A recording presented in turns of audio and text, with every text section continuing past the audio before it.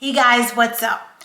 If you're on a weight loss journey, you might be wondering, am I losing fat or am I losing muscle? Combination of the both. How do you know which one you're actually losing? Well, I am going to break it down and give you the signs to know which one you are losing, and let's get started. One of the most accurate ways that you can track your body composition is through a DEXA scan. So if you have access to a DEXA scan, and I did a video on it which breaks down what a DEXA scan does and all the details. I've done 2 of them. I highly recommend it. Gives you amazing data points to go from.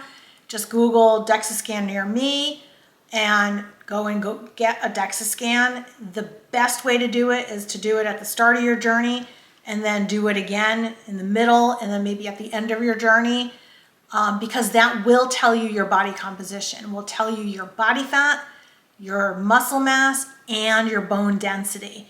The at-home scales are not going to do it. They'll tell you your weight. They will give you numbers for those things, but they're not accurate. So the most accurate is a DEXA scan. So in between getting a DEXA scan, or if you're not able to go and get a DEXA scan, here are some other ways that you can measure your results and to ensure that you are losing body fat and not muscle. So measurements, that is going to be a huge key component. Take your measurements before you start and then as you're progressing along in your journey. One of the other telltale signs that you are losing body fat and not muscle is your waist circumference. So if your waist is getting smaller, then that means you're losing the subcutaneous fat and probably the visceral fat, which is the fat that wraps itself around your internal organs. And that's the most toxic fat for you. So that is definitely the one that you want to be losing. Now, if your waist is staying the same and your measurements are staying the same and your body weight on the scale is going down, then that may be a sign that you're really not losing body fat. You could be losing muscle. So you want to make sure that the weight you are losing is indeed mostly from body fat. Okay, another telltale sign when you're lifting weights, and I know you are, if you're getting stronger or you're lifting at least the same amount of weight as you're losing weight, that means you're losing body fat. That is a great, great sign, because if you're losing muscle, you're going to feel weaker, which can happen in the beginning, especially when you're on a GLP-1. You may be a little bit more apt to be fatigued and not have as much energy. So you want to make sure that you're keeping your calorie count at a rate that you can still lose weight, but not too drastic that you're going to be fatigued, and keep your salt intake up, because that is another way that if you're not getting enough salt and hydration and electrolytes, it can cause you to feel fatigue. It can give you headaches as well.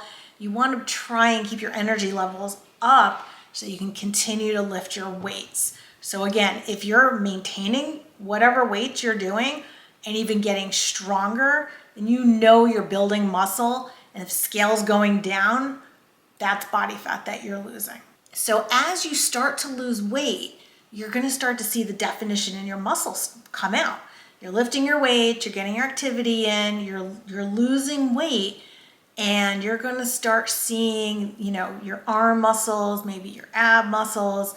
The leaner you get, that definition is going to start to come out. And that is such an amazing feeling. I never had that before.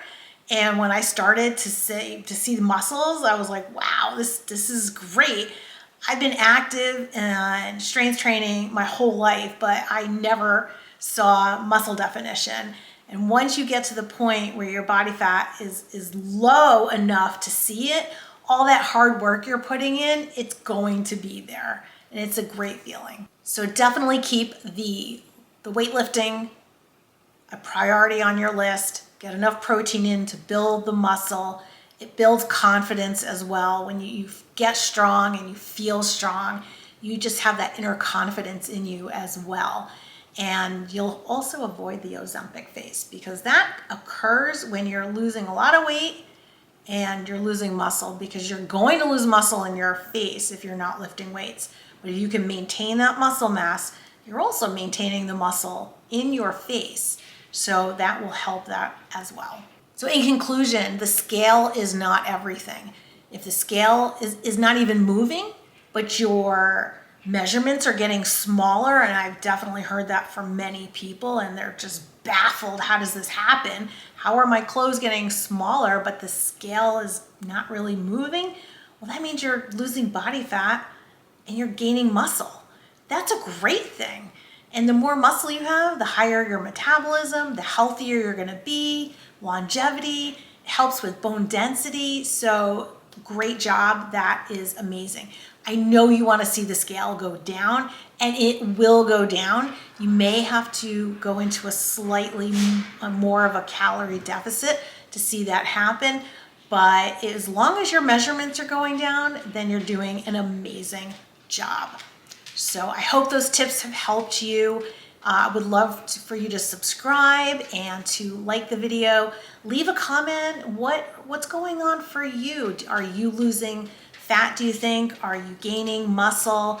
What does your program look like? Would love to hear from you in the comments below, and I hope you stay strong.